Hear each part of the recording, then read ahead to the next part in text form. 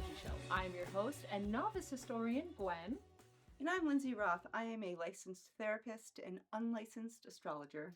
Quick note before we get started. This is meant to be a very casual conversation about these two subjects, history and astrology. So if you're someone who takes either of them very seriously, this might not be the show for you.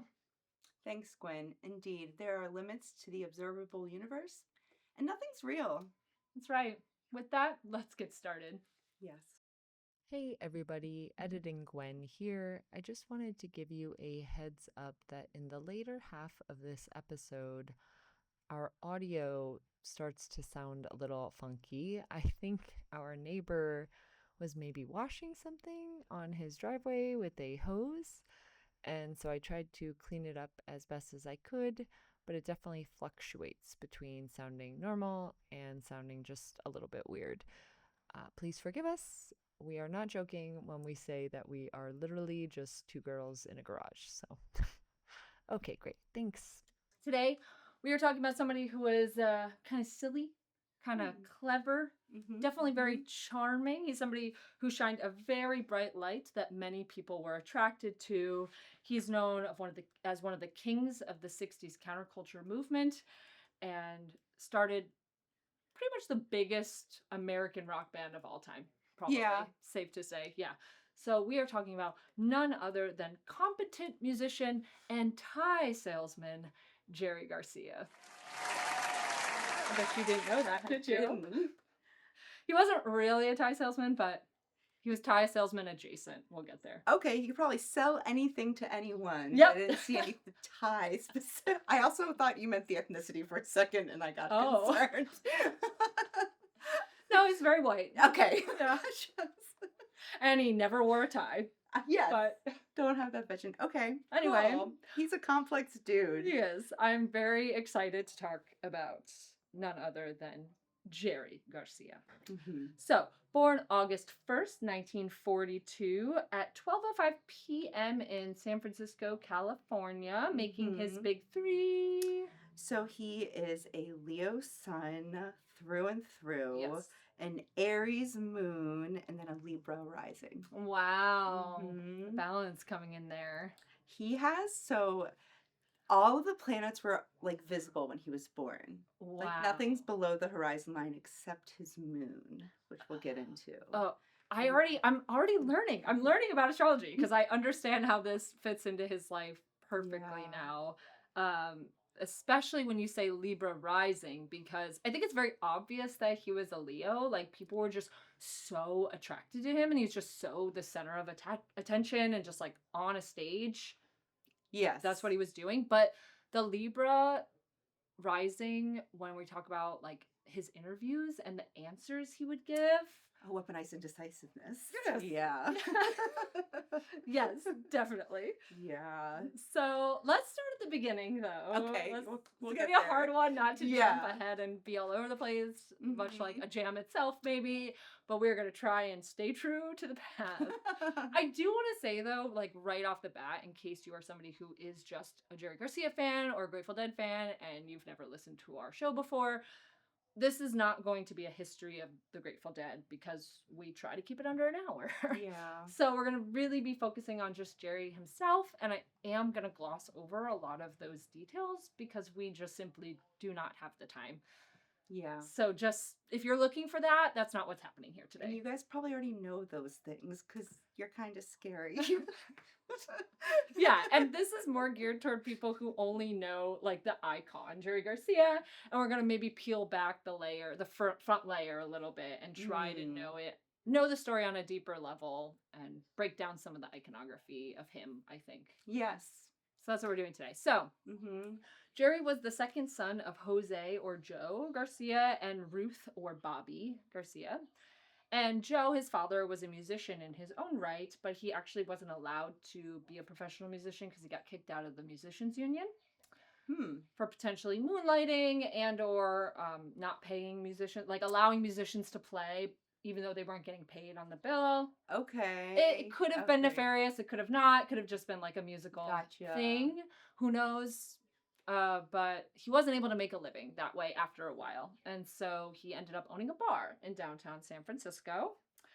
And there were some very serious, significant moments in Jerry's childhood that we're going to talk about. They left him with both physical and emotional scars for the rest of his life, I'd say. Yeah. And the first one happened when Jerry was about 4 years old. Him and his brother were chopping wood together, a 4-year-old I don't know if that's a developmentally appropriate activity. Because as you can imagine, kids don't understand the severity of maybe playing while you're doing something like that.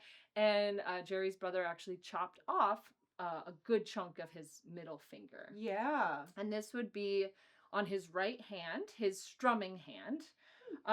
Yep, you can see it right there. And if you don't play guitar, you might think, well, that's not as bad, right? Because you have your fretting hand that is doing a lot of stuff with all 4 fingers.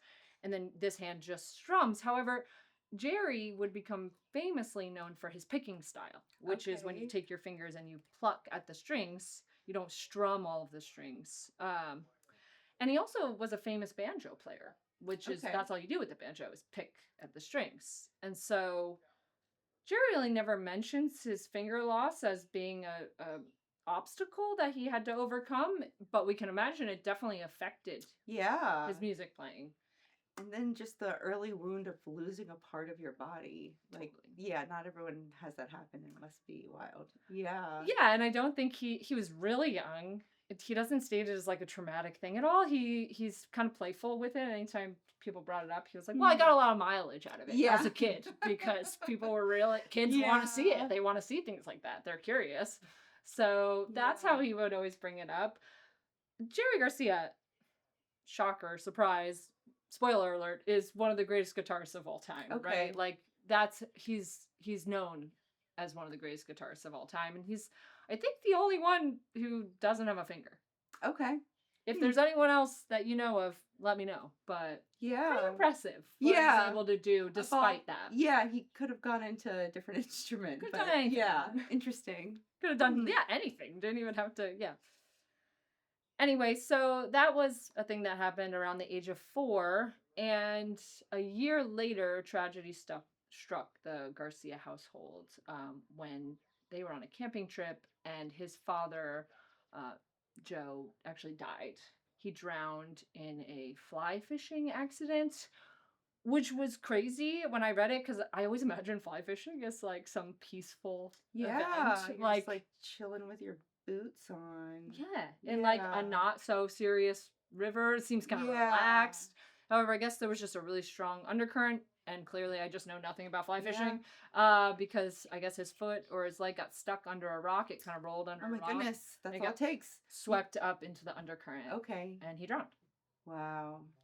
So Jerry would have been about 5 or 6 at this time.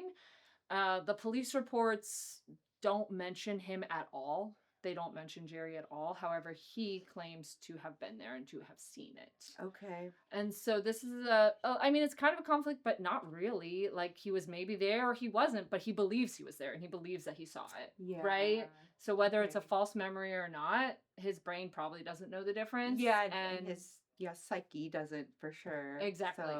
So that's something that I think would probably haunt him for the rest of his life and was probably really traumatic and sad. Yeah. Interesting.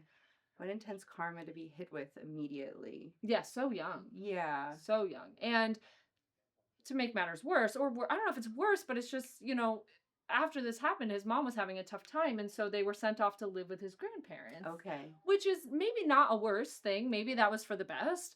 But you can imagine being really young and all of a sudden getting uprooted from your home and having to live with 2 new parents all the time. It was probably just a very unsettling time. Yeah, a major disruption. And he really does have signatures like suggesting just really challenged relationships with the maternal and paternal. Yeah.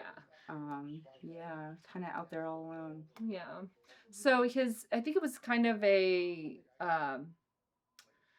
unrestricted childhood when he moved in with his grandpa. I don't think they were helicopter parents by any means. I think they were kind of allowed to do what they wanted. I think his grandfather was pretty distant, but his grandmother Tilly is like somebody that he really loved and adored. And she sounds really cool, by the way. But I guess she started to get him into certain types of music, like country and folk and the Grand Ole Opry and things like that. So he definitely lists her as an influence for some of his early music taste, as well as his brother, who was really into rhythm and blues. And so those are some of the early influences that are happening as a young boy. Jerry and his brother lived with their grandparents for about 5 years. And when his mother remarried, they moved back in with her and their new stepfather. Do you know what age that was? It was in 1953, so he must have been about 10. 10. Okay. Yeah. Hmm. And over the next few years, Jerry would really start getting into rock and roll music. He specifically loved the electric guitar. He was very into that. He started listing some of his influences, but unfortunately, I did not see Sister Rosetta Tharpe listed anywhere. Callback. Yeah, exactly. Disappointing. Yeah. Because Chuck Berry was obviously a huge influence of his, and Chuck Berry wouldn't have done what he did without Sister Rosetta Tharpe. So just saying. But that's okay. Maybe you never heard her, and that's fine. Yeah. You know. Around the age of 14, Jerry started smoking tobacco and marijuana. Okay. He was very into drawing and painting, and he had some great teachers that were encouraging these things from him. And he also stated On the Road by Jack Kerouac as being a huge influence on him and just kind of how he saw the world. Interesting. That's a Saturn opposition time. So, you know, and it's like when you start kind of getting an identity. Yeah. Yeah. I think it's probably pretty formidable for him. Yeah. The beatnik scene and the artist scene and the idea of being on the road and traveling. Yeah. And he was there in the Bay Area at this time. Yeah. Yeah. Yeah, and it's a Kinda jealous. formidable time. He's Yeah. not an adult yet. He's still Yeah. very impressionable and young. Yeah. And he was a bit of a troublemaker, you know? He had issues with authority. He was causing some trouble. And his mom kind of moved them around to different places to maybe try and pull him out of these troublemaking ways and to help him. It never really worked. At the age of 15, she bought him an accordion. Okay. Which is hilarious. This is like the worst Al. thing. Yeah. Jerry was like, no, please no. He begged her for an electric guitar. He was like, please no, not the accordion, anything to that. Please, I really want an electric guitar. I really want an electric guitar. And she like begged her, and she eventually caved. Okay. And like traded in the accordion for the guitar. Like, what would you rather hear your son practicing in your home? An accordion? I think she was probably like supportive of his artistic endeavors and wanted to support him, but like still trying to lead him down a certain path towards polka. Like, what's going on? But okay. What 50-year-old wants an accordion? Yeah. None of them. Yeah. Anyway, when he got his first guitar, his stepfather helped him tune it because his stepfather knew a lot about instruments, but he didn't really know anything about the guitar. So they ended up tuning it to an open tuning, which is not a standard tuning. And he would have been teaching himself the guitar at this time. So we can imagine that this influenced his guitar playing as well. How interesting. Yeah, totally.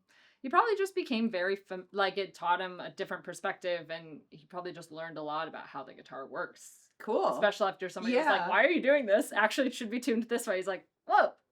Interesting. Plot twist, around age 17, Jerry decides to join the army. Interesting. Very interesting. Yeah. It's, not surprisingly, did not go well for him. Was he wasn't drafted? No. That was, okay, interesting. No. Yeah, he wasn't drafted. He, I think, just wanted to be able to travel, right? So, like, maybe on the road he wanted to be able to get out and travel. But this was obviously a really bad matchup. Yeah. It was not going to work for him. He did not take well to authority. He went AWOL 8 times in 8 months, which I thought that going AWOL meant that you had like a psychotic break or something terrible happened. Yeah. It doesn't mean that. It just means that you abandon your post. Yeah, I forget what it stands for. It's like desertion, but right, what the acronym stands for. Yeah. I don't know.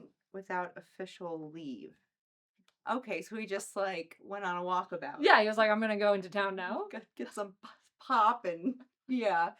Interesting. I do imagine he has like a sense of service to society that Sure. just like wasn't the right way. Yeah. Like a sense of duty or obligation to the collective. Interesting. Yeah. Yeah, maybe. I think that was like the idealism of that time, maybe. Yeah. And I think, one of the books I listened to about this really talks about it's a lot of context about that time where kind of a lot of people are leaving cities and going to suburbs, and this sense of community isn't as strong as it was.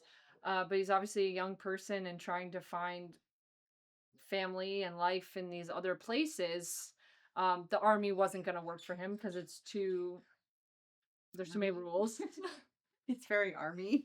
It's giving army, and that's not what Jerry's giving at all. When he was discharged, the notes about him said that he was unreliable, irresponsible, immature, unwilling to accept authority, and completely lacking in soldierly qualities.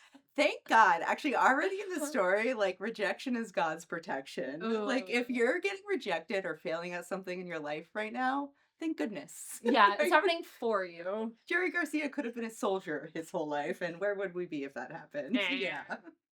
Wrong. So on February 20th, this is a big one. So on February 20th, 1961, Jerry's about 18 or 19 at this time. He is in a terrible car accident. So here is another big traumatic event. And now he's a young adult-ish.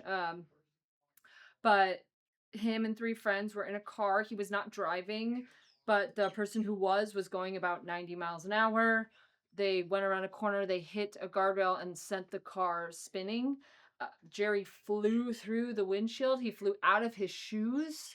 He broke his collarbone, probably hit his head, as you can imagine. He doesn't remember the accident happening at all. Two other people were ejected from the car and sustained pretty serious injuries. But one passenger, Paul Spiegel, who was just 16 at the time, died actually. Oh, wow. He wasn't Okay. ejected from the car and he ended up dying. Yeah. And he was like a very promising writer. And it's said that the last words he said in the car were, "Wow, this is really beautiful." Okay.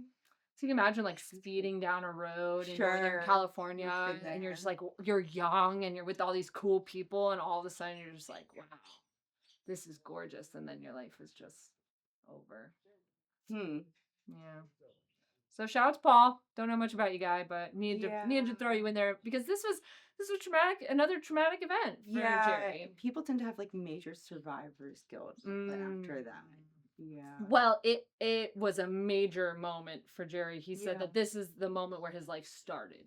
Interesting. He said it was a slingshot moment. Yeah. He said he decided to get serious about his life. After the army, he had bought a car and drove back to Palo Alto and was kind of just hanging out. He was living out of his car in these, like, around Stanford in these artist scenes and just not really doing much. And then this car accident happens and he goes, "Oh, I got to get serious." Okay. And he decides to get serious about the guitar. Interesting. He gives up his other artistic endeavors, painting, drawing, things like that. And he goes, "I'm going to be real about this whole guitar thing." Mm-hmm. So pretty serious moment, pretty pivotal moment for him. Over the next couple of years, Jerry would perform old-time folk and bluegrass music while starting various friendships that would eventually become the Grateful Dead. Cute. Yeah. Yeah, they always say that they were just a group of friends that became a band.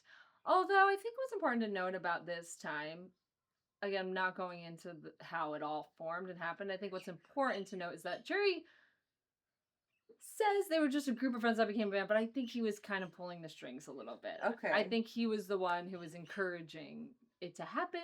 He convinced Phil Lesh to be a bassist, even though he had never played a bass before. He had a degree in music theory, I think, so it was fine for him. But it wasn't. I don't think he was trying to be a bassist. But Jerry convinced him to become a bassist. Mm-hmm. He convinced Bob Weir to drop out of high school and join the band, and their drummer Bill Kreutzmann said that he was the first Deadhead because he saw Jerry play the banjo at this time. First time seeing him playing, he said, "I'm gonna follow this guy forever." Wow, that's some compelling banjo playing. He was a drummer. He loved it. He was 16, and he saw, and that's just every Deadhead. They saw Jerry playing. They go, "I'm gonna follow this guy wherever he goes forever." Yeah, I mean, Gwen's in a band. It's like a love, it's like a serious, intimate relationship. So yeah, Yeah. love at first sight, I guess. Yeah, exactly. Yeah, So cute. Yeah. So, this is like the attitude and like his approach and just the way he moved through the world that I really want to highlight. I think that he was a very intriguing person. I think he filled people up with possibility, and he was very much, I think, probably pretty joyous and like, let's do this. We can do this. And people were like, oh, yeah, we can. Let's do it. So he was, I think, the leader from the start, although he hates that. I would never say that he was. Yep, the reluctant leader. The reluctant leader, 100,000%. And so you can imagine that this persona and glow, as it were, reflected to the ladies in his life as well. Major fuckboy transits for this guy. God, yeah. This guy. Venus conjunct Jupiter. We all know Venus, the goddess of love. Jupiter enlarges everything, and that's like kind of the top of his chart. Wow. Right? Like the midheaven, as we call it. Like, yeah, and a Cancer at that. So in Cancer at that. So forget it.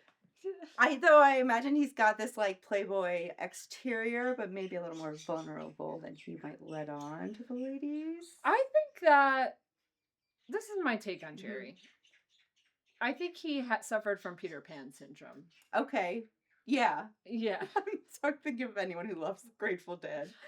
He was like, he had a young spirit, and then he was thrust into this role. And I think like his relationships with women is one thing that is a tip off to me about that. Yeah. So he had his first wife, Sarah Rupenthal. They got married in 1963 and had one daughter together, but they were divorced by 1967. Okay. Before they were officially divorced, he had already started a love affair with Carolyn Adams, who was a married prankster who went by the name Mountain Girl. She was probably his most long-standing romantic relationship. It was kind of on again, off again, but she actually lived in the famous 710 Ashbury Street Grateful Dead house with him and with the band, and they had 2 daughters together, and they were very devoted to one another. They got married. When did they get married? I didn't make a note of when they actually got married, but they did get married. They reunited in 76. And the moment she hugged him, she said that she felt a flash and that it was a zap, and that she said, what the hell just happened? Like, this guy just put the mojo on me. And she pulled away from the hug, and she said she had this vivid image of them being together. Okay. And so she pulled away from the hug. You can imagine it's a very electric moment. She pulled away and she goes, well, what are we going to do? Yeah. And he goes, well, you could move in with me. The first time they met? No. They had known each other before. This was the first time they were reuniting. Gotcha. Because she had been with the Merry Pranksters, and the Grateful Dead got their start at the Ken Kesey acid test parties, and so they were really close ties with the Pranksters. And so I think they knew each other from then, but he was married and had a child, and so, there was never anything romantic going on. But now his wife has pretty much left him, and she's left whatever's happening with the Pranksters, and they're, oh, it's so good to see you, and they hug, and it's this moment of just like, and she's like, oh, I think I'm supposed to be with this guy just from a hug. Okay. And it was, I guess, the same for him, because as soon as the hug was over, she goes, what are we gonna do? And he goes, well, you can move in with me. Shot a shot. He does look like a great hugger. Yeah, like, that's so true. I would love a bear hug. Yes, yes. Even young Jerry looked like a great hugger. Yeah, that's so true. Just that good of a hugger. So they were married, like I said. Sorry, I didn't put down the date of when they were married, but they had a relationship up until 1993. Okay. In 1993, they ended up getting divorced, but it was on again, off again. Jerry's on tour a lot. Yeah. And ultimately, not to spoil the story, but Jerry does a lot of drugs when he's on the road. And that was kind of, for Mountain Girl, that's where she drew the line. That was his true mistress. Yeah. So unfortunately, that was one that he could not give up. Gotcha. And Mountain Girl, I think, was down. She's a hippie. She's fine with whatever happens.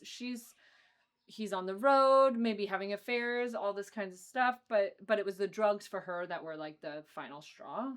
Is it like psychedelics or all the drugs? It's all the drugs. Okay. Yeah. I want to finish talking about his Okay. romantic relationships first before we get. We have a drug section. I have a Yeah. drug section. But first, we're still in the romance section. Okay. So those were two, Sarah Rubenthal and then Mountain Girl are two big ones. But then Jerry had some other important lovers in his life. One was Barbara in 1993. They got hippie married in Hawaii and they had one daughter together. So imagine he got divorced in 1993. He gets hippie married to another woman in 1993, has a child with her many years later after having these other children. Mm-hmm. Which is fine. We love a love child. Great, Mhm. no problem. But lastly, he marries Deborah Coons, which is who is his widow after he dies. Okay. They get married in 1994.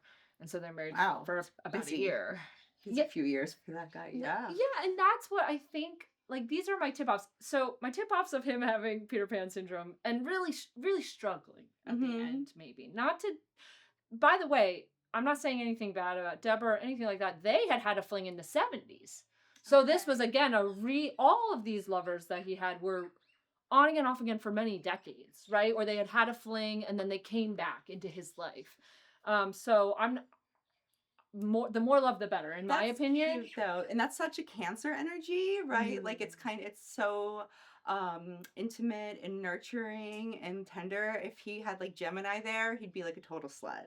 But he's kind of like there's something endearing about all this. Yes, and not that we don't love sluts here. We But, love sluts. yeah. But what I'm trying to say is I don't think Jerry was a player. Yeah. Right? So even though there's this energy, he told all of these women, supposedly, he told all of these women that they were the love of his life. And that might be true. And that might be Yeah. true. That's what I'm saying about it, is that I don't get player energy of someone who's trying to play with all these women. I think he was a boy in a man's body. Yeah. And when you're young, all of these emotions are so intense that I think he was convinced that whoever he was with was the love of his life. Yeah. You know, and he was just feeling things so intensely. And he was also searching for that thing that was going to fix him, right? Yeah, it's that like mommy issue for sure. And just a lot of grandiosity with this guy. Yeah. Like everything is like turned the volume up. Yes. Pun intended. Everything's big. Yeah, everything's really big. Yeah. Excessive. I do feel that way. I think that he was just a charmer. Mm-hmm. You know, he really charmed the ladies. Yeah, everyone. Yeah, he charmed everyone. Everyone wanted a piece. Exactly. Yeah. And so I want to give a quick rundown of just the Grateful Dead in general. You could go on for hours and hours and hours, but basically You could go on for hours. No, and hours and hours. I'm not a deadhead. Let it be known. I am a fan. I enjoy, but I'm not a deadhead. I'm not like... there's a lot happening. Yeah. So a quick rundown of the legacy of the Grateful Dead. So they came up in the San Francisco area in the 1960s. They were the house band for Ken Kesey's acid tests, where they would drop acid and play music. And this is where they started playing with those long improvisational, unscripted jam sessions that they would eventually become famous for. They blended all types of musical genres: folk, bluegrass, blues, R&B, jazz, rock and roll. So they were a little all over the place. They all had different influences. They found success from touring, which is a lot different than most rock bands at the time, because their shows were, the emphasis was on the improvisational aspect. That's not what's happening on the records, right? So live shows are really where it's at for them. And so they made their money by being on tour constantly. You can imagine that just as you get older, being on tour all the time is really tiring. They allowed people to live record their shows, and because the improv was so crucial to what they were doing, a lot of people started following them. Mm-hmm. So people would, just regular people who loved the music, who would eventually become deadheads, would quit their jobs. They would just go on tour with the Dead and follow them around from city to city, because every night was different. Mm-hmm. So why not?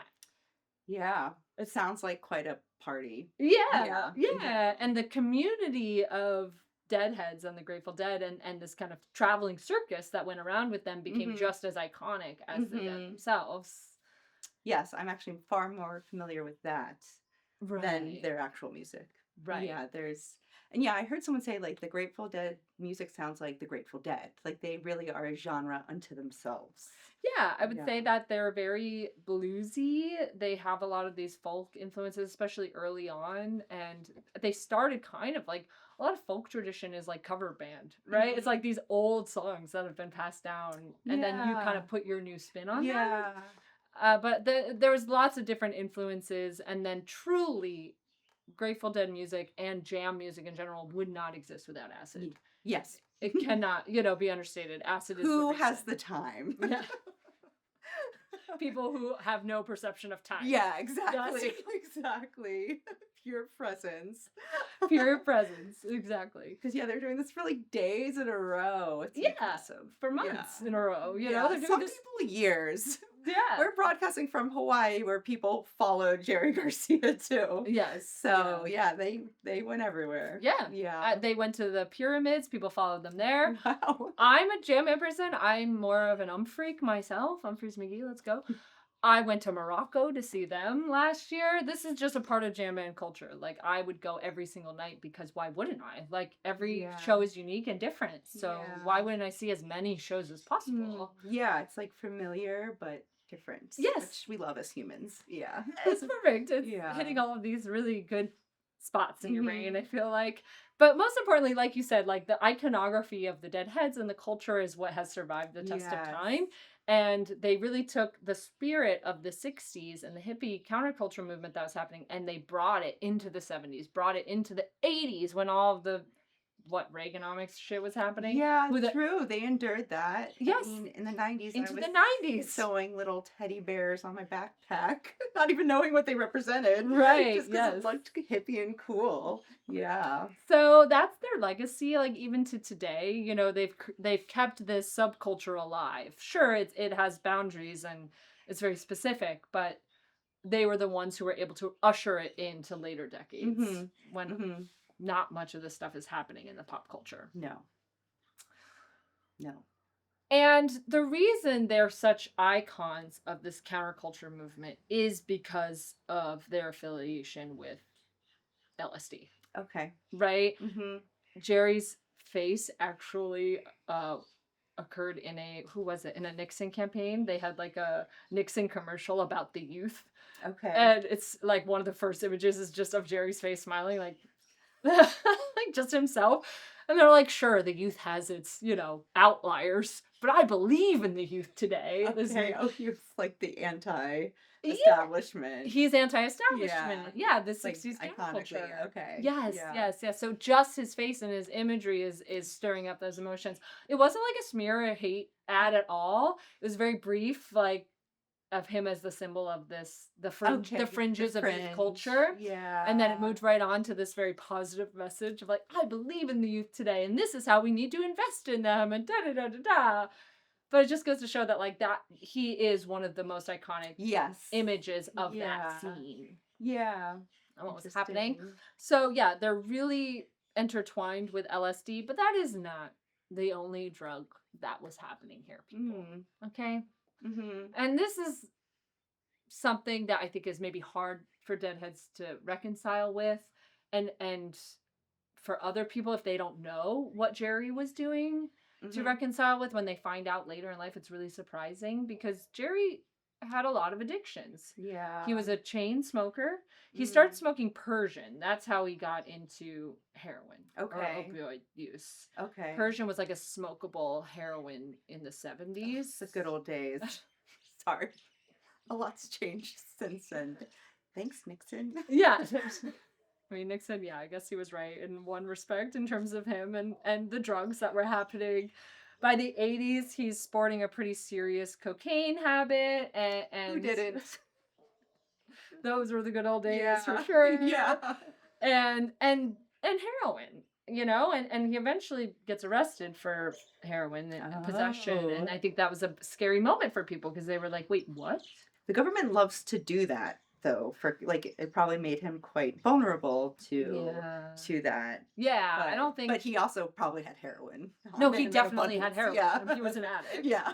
Yeah, I just think that it probably sucked for him because I don't think he's somebody who liked having the cameras pointed at him even in a positive light. Yeah. So Ironically enough. yeah, no, he really didn't like it at all. And then all of a sudden, there's these controversies happening with his drug usage. The band did give him an intervention at one point, and he did go into rehab. He would go through phases, just like a lot of addicts, where he was actively using, and then sober for a while, and actively using and sober for a while. And the big trigger was going on tour. Or, I mean, I think even deeper than that, like he's someone who really struggled with who he was in the collective. It's almost like he was drafted into this position, and I don't see in his chart like a lot of like grounded spirituality. Yeah. That like I think for people struggling with addiction, and I'm one of them, like you have to like find something to hang your hat on besides like doing drugs every day. It sounds like he was doing, and I don't know if he found that.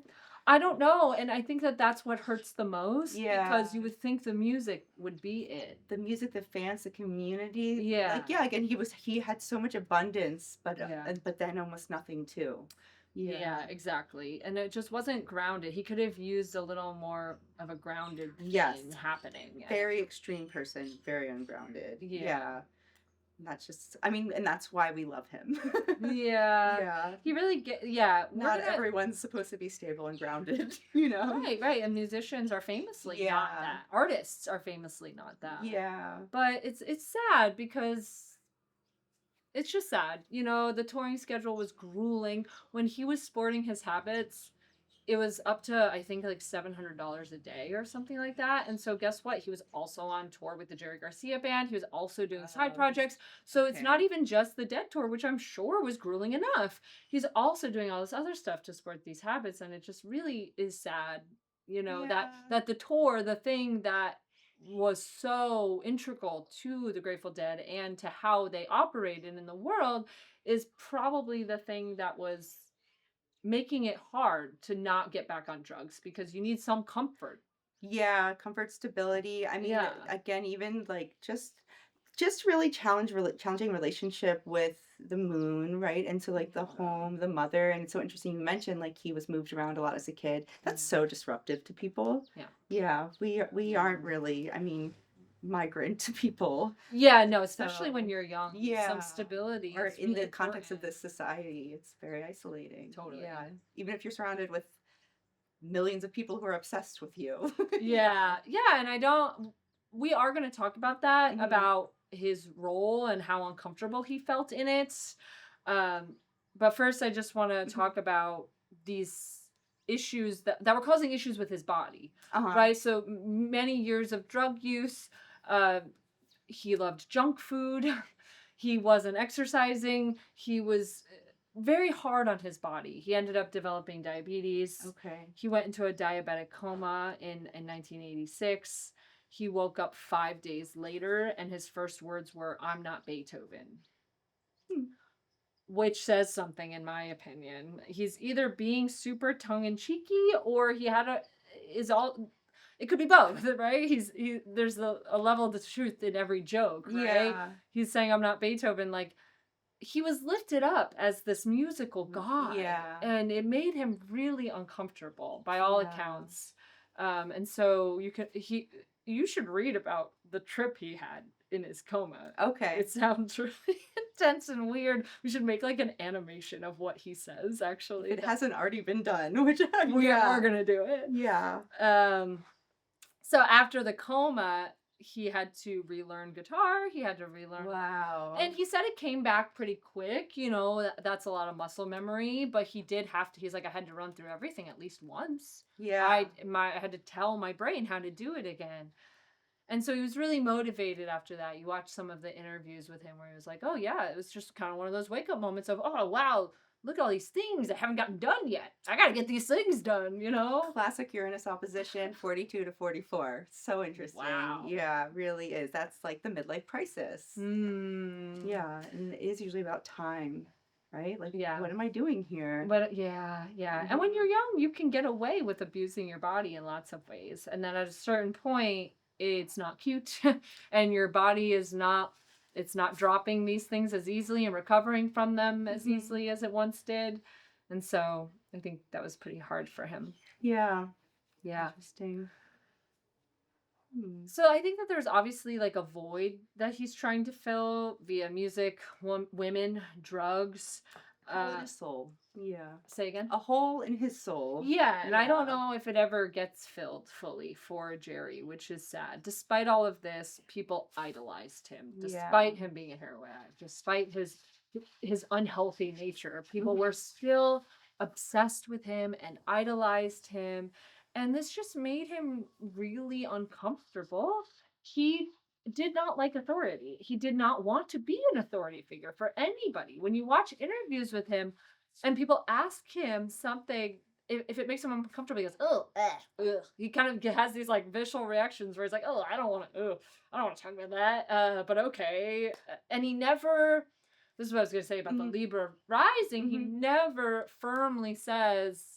Maybe not never, but for the most part, he's always like, I'm not here to tell people how it is or how it should be or what's going on. He's like, well, it can be this way for some people. It can be this way for other people. Like, and the people don't want to hear that. They don't. They want answers. They want answers, and they want it from him. Yeah. Jerry's interviews are really interesting to watch because you can tell that he just isn't really comfortable being an authority on anything, giving a definitive answer about things. And he was very much a reluctant leader. The trickster who had to become king. Yes, exactly. That's it. A prankster, if that's what they were using. They were like literally using that term. They were, yeah. He just like, he was like Peter Pan who was just trying to run around and have fun and have a good time and be in the spirit. And then all of a sudden people are like, no, but we need you to be over here and telling us what are the answers because you're the one doing all this. And he's like, I'm also just trying to be in here. Yeah. With everybody. Yeah. So Steve Parrish, a roadie for the Grateful Dead, referred to him as the Cowardly Lion. Oh, yeah. Yeah. That's really interesting because, I mean, if you look karmically, he does kind of have this duty to the collective. That he kind of like avoided. Well, that's interesting that you say that because in my next section, I wanted to briefly mention that the Grateful Dead was a very giving band. They did a lot of benefit shows. They did a lot of free shows just for people, but they also did a lot of benefit shows. They started their own foundation that supported arts and culture and indigenous people and environmental causes. So they were doing that throughout their career. Yeah, compared to like most celebrities, he really like. I guess the grandiosity goes both ways too. Like we wanted more and more and more from this man. Everyone did. It was just never enough. Exactly. Yeah. Oh, and it's so sad because. But his life was quite short. Yeah. It's a sad thing to just want more and more and more from people, I think. But I don't blame anybody. I've been there. When you love a music so much, it's so nourishing and you just want it. You just want more. It makes sense, but it's still sad. Why couldn't anyone form a secure attachment with Jerry Garcia? Yeah, that's we'll so get true. there. Maybe the bandmates did, The fans, a different story. Yeah, it was never enough. Yeah. So in the late 80s, Jerry returned to some physical art. He was doing some paintings and some watercolors. But the most famous of his art can be seen on his necktie series. Okay. Finally, the necktie piece. I told you we'd get there. Yeah. It's just like abstract art on a tie. You can look them up. You can buy one for about $45 on Amazon. Okay, and this is how his fan base slowly bought into the empire they were avoiding. That's what I'm like, is he trolling? Or is he like helping people who are stuck in this system be able to express themselves a little bit? Okay, but in some ways it's so not radical and kind of a bummer to me. He never wore a tie. Yeah. This bitch would never wear a tie. So, I don't know. But that's the guy in the office who's like, I'm not really here. I do acid on the weekends. I think it's, I know because I'm that guy in the office. Yeah. I think it's a wink. Yeah. You see someone wearing a Jerry Garcia tie and you're like, hey. Yeah. I know what's up with you. Yeah. Did we just become best friends? Okay. Yeah. Type of thing. Yeah. I think they still make a good amount of money for the Garcia estate. Yeah. So those are some of his extracurriculars. But Jerry died from a heart attack on August 9th, 1995 in a rehab clinic. They were in between summer and fall tour. The band did decide to disband after his death because he was very clearly the leader of what was happening there. And he was just 53 years old. Yeah. But he looks much older than 53 years old. It's sad. Yeah. But he had to do things his way, you know? Which I also respect. We're not really here to tell people how to do their life. Or doing this show, like, it's, you know, we're looking at people whose lives were very full. Yeah. So his 52 years, there was a lot. A lot happened. There was a lot of quality over quantity. Yeah. Yeah. Yeah. What was he gonna? Yeah. What else? What more? What more? Yeah. He was really into diving, and famously put in all the buoys off the Kona coast. And Bill Kreutzmann, who has a house on Kauai, at the beginning of his book, he talks about when him and Jerry first started diving, and how it was this beautiful escape for them because underwater you're weightless and the pressures of the world can just melt off. But he said even the first time they went in the San Francisco Bay, a woman went up to him underwater and asked for an autograph. Go look at the whales, Queen. Like, that's pretty incredible. We're in a different world right now. Yeah. Isn't that crazy? And so Bill said that him and Jerry... I feel like that's bad diving etiquette. Also, sign what? Yeah. You're underwater. Can I get your autograph when we're back on land? It's crazy. That's so funny. It's like that episode of Boy Meets World when Topanga's at Disney and Corey is in the Shark Tank with a sign that says, what does it say? I don't know. I'll look it up. It'll be on our Instagram and our energy. Memes. Like, he was Topanga and the public was Corey. Just stepping all over his dreams. Yes. Yeah. And so in that first chapter of Bill Kreutzmann's book, he says that him and Jerry used to talk about when they would hang up their hats as the dead and just go diving and do these other things where it didn't matter that they were rock stars. Yeah. All of these things they could just let go of. And fish didn't care. All of these things. And there's really cool video footage of Jerry diving in Hawaii. And he's like, this probably isn't great, but there's like shots of him like petting eels, which I don't think we're supposed to touch animals anymore, but maybe back then. Some people have so much charisma, animals love them. You know, the eels are just like, oh, we've heard about this guy. They probably have. Yeah. So, unfortunately, Jerry never got to see the end of the dead, right? Yeah. He was the end of the dead. Once he was gone, that was it. He had a really hard time talking about his legacy and how he wanted to be remembered. And I'm almost conflicted doing this episode because when people asked him, you know, they would never, it's like, what would you ask Jerry Garcia, right? I would ask him about his creative process. I'd be like, what's it like for you when you're writing lyrics or you're writing music? What's that like? But those were never questions that people were asking him. People were always asking him, what is it about all these fans? Why do they love you so much? Oh, that's how interesting. He's like, I don't know. Literally, I don't know. Or like, what was that like in the 60s when this was happening? He's like, oh, you want to talk about that again? Okay, I'll tell you. Oh, you want to know the history of rock and roll? I'm not the authority on this, but okay, I'll tell you what I know. You know, so I think in one interview, somebody asks him about his legacy and how they wanted to... Actually, I think in several interviews, they ask him this, and he goes, I would rather not be here. Okay. I wish that when I die, my music can stay. I'm not attached to my music. If my music wants to live on forever, then fine. So be it. But me as a person and an icon, I hope I'm gone. I hope it dies with me. Interesting. Because I don't think it's fair that I get to keep taking up this space in the culture. Fascinating. Yeah, like, which...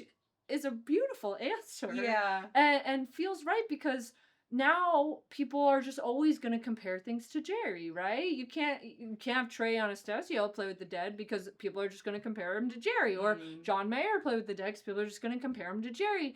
And I think Jerry was really frustrated with that. Okay. And so he said that how he would like to be remembered is as a competent musician. Okay. And so that is what we were referring to him as from here on out. Okay. The competent musician, Jerry Garcia. Mm-hmm. And sorry, Jerry, that we are here dissecting your life even more, but I like to think that we're trying to see the bigger picture and zoom out and maybe let go of some of these things or understand them a little bit better.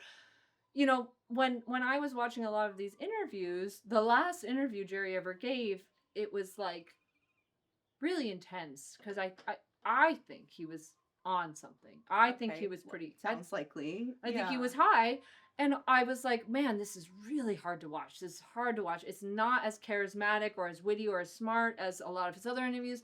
I'm having a hard time. I couldn't make it through. I had to stop, and I went to read the comments, and it's just everyone just still idolizing this man and being like, oh, wow, Jerry, what a guy. Oh, isn't this so funny how he refuses to answer the questions and do this? And like, I'm just like, there's more to this story that we're not seeing. People perceive everything through their own reality. And yeah, he's someone who like can't do anything wrong. So everything can do no wrong. Is what in anybody's eyes. Yeah. And yeah, I went to a porta potty at a music festival once, and on the inside it just said Jerry was a junkie. And I was like, wow, that's You're not my dad, Jerry Garcia. Which sounds like a lot of people were saying. He has how many children? He has four girls. Girls, right. Okay. Yeah. And he just like, but I was like, man, some hippie is going to be really spun out and come in here and get really upset when they see this. But we have to allow people to be human, I think. Yes. You know, he was a human. He was not a god. He was a saint of circumstance is what I'm going to call him. Okay. Which is the name of a Grateful Dead song. Oh, cute. I like that. That's what he was. Yeah. He became a saint because of his circumstances. He was not a god. God was not speaking. Maybe God was speaking to people through his guitar, but he was not. He was a guy. He was a guy. Yeah. I mean, and that's what's astrology, right? There's so many different celestial bodies representing so many different parts of our psyche, right? So again, we'll talk about how much he had in Leo, right? But then it's contradicting this part of him that's seeking spirituality, that's looking for love, right? That is this grandiose musician or competent, but like, right, he's pulled in so many different directions, and we all are. Yeah. Yeah, no one's one thing. Yeah. Before you get started, I would really like to ask you about your experiences with Jerry Garcia. Oh, sure. So he is the first of our subjects that one of us has met. And I did indeed meet Jerry Garcia. Ironically, or unexpectedly, I should say, it was in 2017. Yes. I was smoking a drug known as DMT, which I'm sure it was around then. I'm sure he did too. Yeah. It's a very quick hallucination that happens. And in this hallucination, I was filled with so much dread at the world. And I just kind of was like, just really like in such a like visceral way, feeling how like hard it is to be here. And then the scene, like the screen is like torn down, and behind the world is Jerry Garcia with several others, but he's like turning the levers, controlling the world. And he's like the Wizard in the Wizard of Oz. He is like the Wizard in the Wizard of Oz. He's a cartoon character version of this at this age, and he's like kind of winking at me, being like, isn't it? You know? So yeah, I've always felt very close to him. Not a deadhead, not really a fan, but has a spiritual connection. Yeah, never. He's not someone on my consciousness a lot. So to have greeted him on this journey, I was hoping to meet God, and I met Jerry Garcia. And I think for a lot of people, like someone else should have had that trip. Yeah. I think.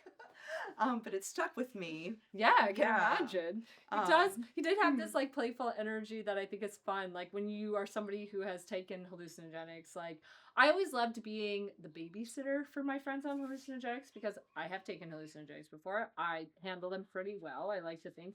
But I also like being the person that is the babysitter because I can kind of wink at them, right? And I can kind of do kind of silly, funny things so that I know what that feeling is like. Yeah. And I think he has that energy too, where he's kind of winking at everybody. Yeah. I also like it was a really miserable trip. Right. And like he Yeah. also didn't have the best time on Earth School. So I think I don't know, I kind of the integration for that journey took a few years. And it is kind of like where he was like, yeah, it's hard here. Yeah. Yeah, it's hard. Yeah. Even when it's great, it's hard. Yeah. Yeah. That's so interesting. Man, I guess a lot of astrology, I know around the time the dead was doing their thing, Yeah. Richard Tarnas and others were at Esalen. They're still alive, so if I get this wrong, I'm sorry, everyone. But they were also observing. He's a very famous astrologer, and they were looking at the impact of acid and then on different people in their respective astrological charts. Wow. So we're all connected. That's what I'm fun. saying. Yeah. Yeah. I feel like he would approve of this approach to his life story. I hope so. I hope we're doing some respect to it. I'll tell him next time I meet him. However, I haven't done DMT since then, and I'm not sure if I will. It again was quite unpleasant. It is. Yeah. Yeah. Well, yeah, to talk about the astrology, I mean, we'll be showing his chart. Yeah. And again, you can really see this bowl-shaped chart where there's so much that's in the visible horizon. Yeah. Like, again, and so many of us have all these planets that aren't being witnessed, right, given the time of year, all that stuff. But like a lot of the people we've covered so far, he has a stellium. And so that's when there's several planets in one sign. And it includes the personal planets, right? These quicker moving planets like Venus and Mercury and Mars with the big outside planets. So he just has a stellium in the 10th house, which is the house of career and public image. And it's Pluto, Sun, Mercury, and then Chiron. Wow. Yeah, and that's, I guess, one of the things to talk about with him is, when we're looking at like how the planets relate to each other, they have their own relationships through time, right? So like the Sun and Pluto are kind of matching up at different phases in their cycle, and this is the completion of a Moon Pluto cycle.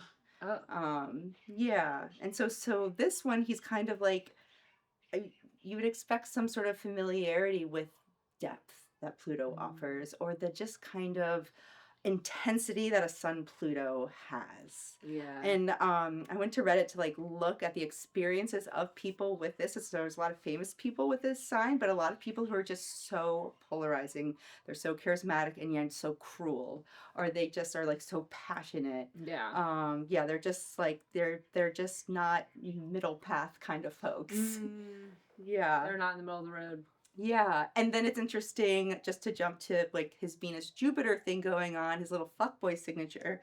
That's the beginning of a new cycle between Venus and Jupiter. So it is young, and like a soul might not know how to manage this kind of energy yet. Yeah. But that kind of wink we get from him is because there's part of him that really does show like a seasoned cosmic traveler. But then again, something so boyish at the same time. Yeah. Yeah, I think that's the conflict that I have a hard time finding resolution for. I guess I see more of the young.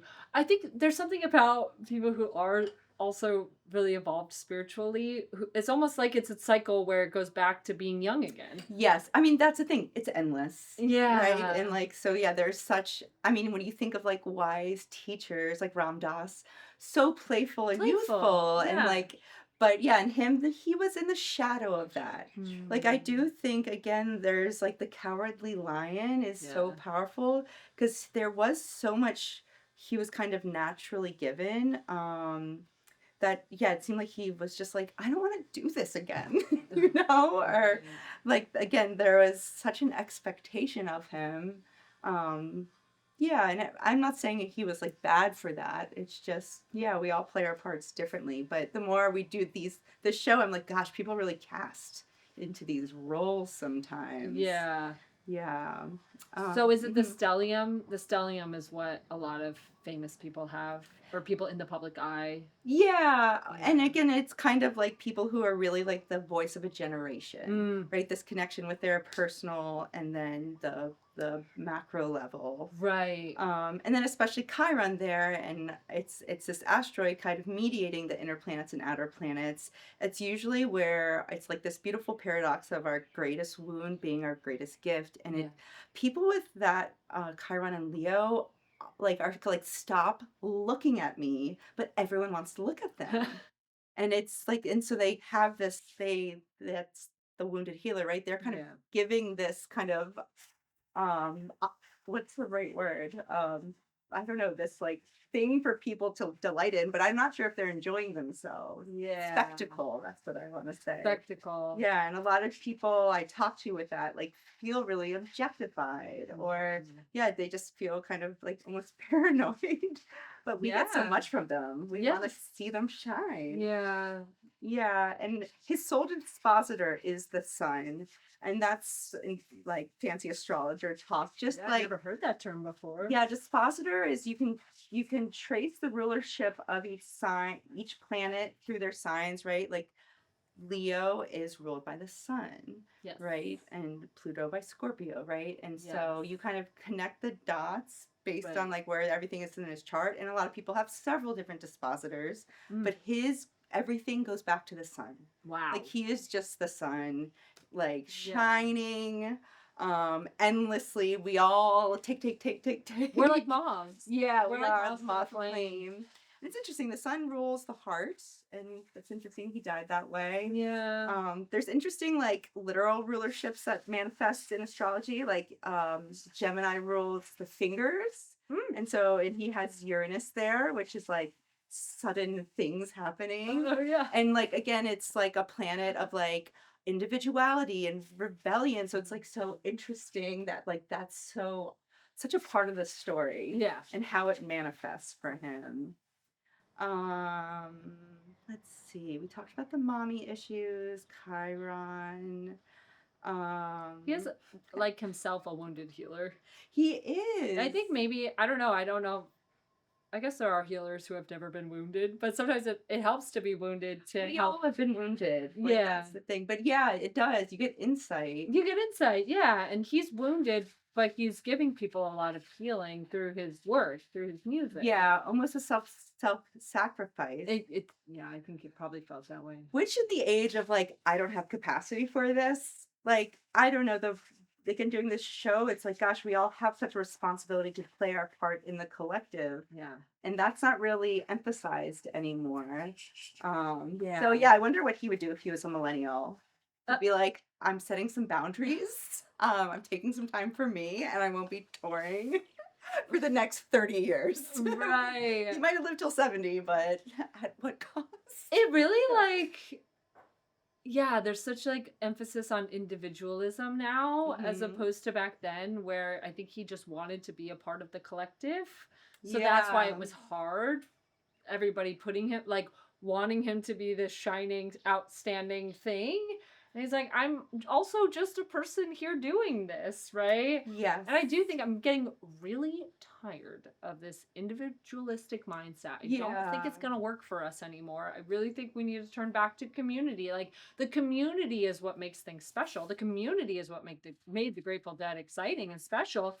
Sure, the music was one thing, but the whole other half of it is the Deadheads. Yeah. And the it really scene that is. was created. Yes, and I just so we can learn so much about the signs from their opposite. Like, right, Leo and Aquarius are an axis, and it is just this like you can't have the star without the fans. Yeah, exactly. Yeah, and Yes. again, in parts of his own chart, like his karmic axis, the nodal axis is Virgo Pisces, right, and that is the more like service spirituality kind of dimension. So yeah. those are really kind of contradicting each other in some ways for him internally, but actually really kind of manifest so deeply in his life that he is kind of this like sunshiny playboy that we all took so much from. Like Yeah. he really did I mean, the stuff they were doing with acid, like, it did add a depth to the culture at the time that wasn't there. Yeah. Like, so much of, like, the early 20th century in America was just about, like,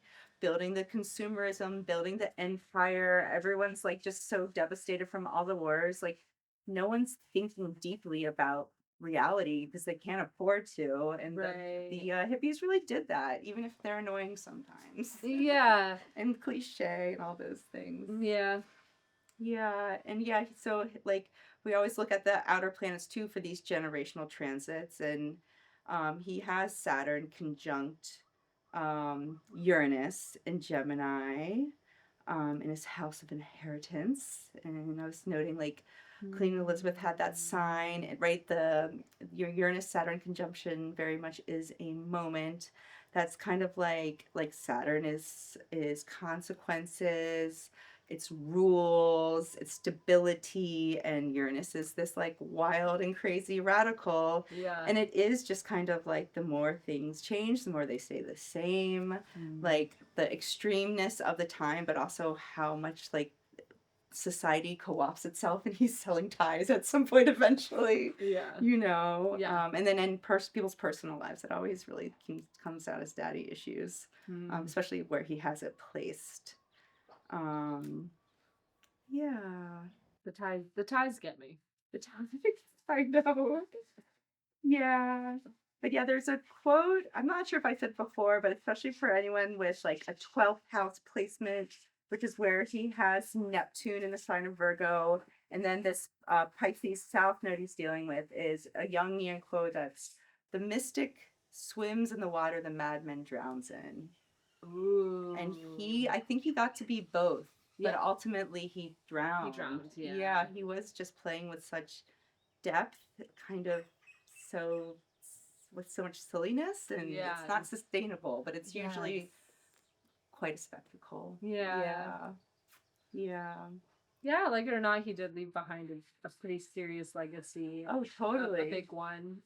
It's probably the most recorded musician of all time. You know, everything he did was recorded. All of his performances were recorded. Yeah. If you have a million interviews, you can watch a lot of them online.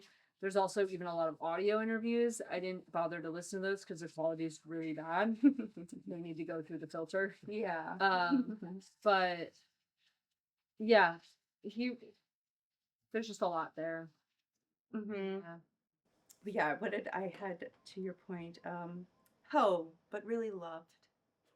Hoe? Yeah, Like he he was a probably hoe? a hoe, but he meant it every time. I think he did. Yeah. Yeah, I don't get like weird player vibes. And I don't know, maybe it's just because I'm a fan, so I also have an endearing thing towards him. But Yeah, I guess like today everyone's so power hungry. yeah. Right? People want to be famous for the power they can then do what they want. And I Yeah. think he was really just trying to have a good time. That's what I think too. Like Yeah. again, Peter Pan. Like I don't think it was that serious. I think that he was just in the moment and Yeah. trying to have a fun time, and that didn't always line up, and he struggled with it. But those are the vibes that I get. Yeah. And it was a different time too. It was a different time. You know, the hippies and the pranksters and taking acid, you know, it was free love. So there was a lot of love to go around, and a lot of people giving it and a lot of people receiving it, and they were trying to take away the boundaries that were being placed on that. But they still couldn't, right? He still got married a lot. Like it's like they aren't gonna like go against their parents that significantly. And we see that with that generation. Right? They rebel, but then they fall back in line, and they move, you know, everyone like moves society a bit. But 2 steps forward, 1 step back. Yeah, that's Saturn Uranus. 2 steps forward, 1 step back. Yeah. And round we go. Yeah. Is that all?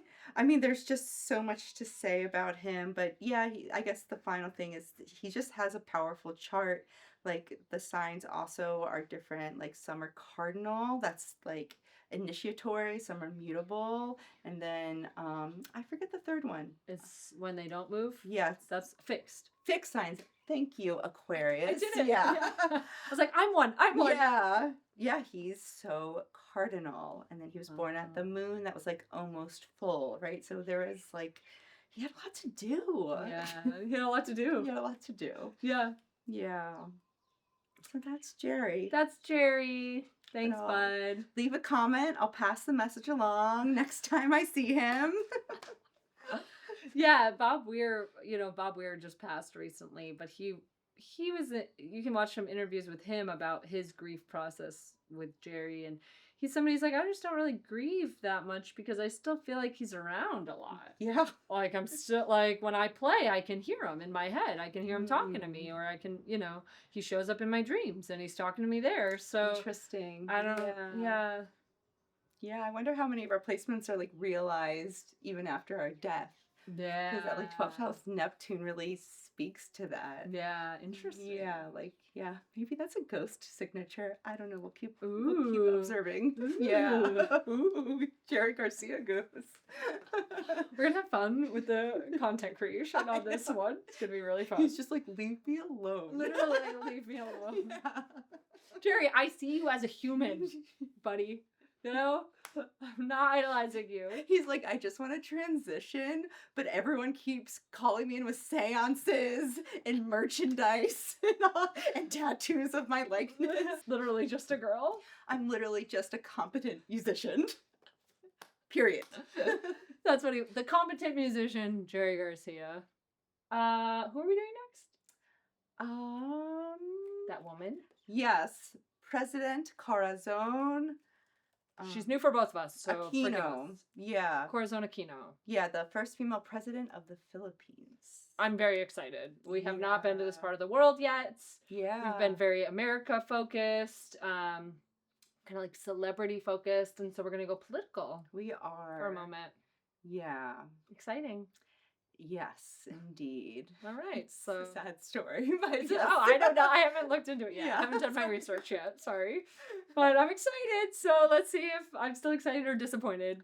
Yeah, and Next time. if you want to hear about your favorite person, let us know in the comments. Let us know what you need from us. Yeah. Do you need a Patreon where you get extra content? Do you need, more Do you attention? want to follow us around Do you- touring the country? Because we aren't Jerry Garcia. She's like, She she wants it. Yeah, I'm exactly. like, Yeah. maybe. You're the Phil Lesh of this band. Oh, yes, thank you. Oh my god, the biggest compliment I've ever gotten. Phyllis is the best. I have no idea what I just said, but nailed it. But you got it right. Thank God. One in 4 chance. Strictly all fives. Yeah, strictly off 5. There's actually lots of more members of the Okay. Grateful Dead. Okay, I'm gonna go on a rant Yeah. now. Bye.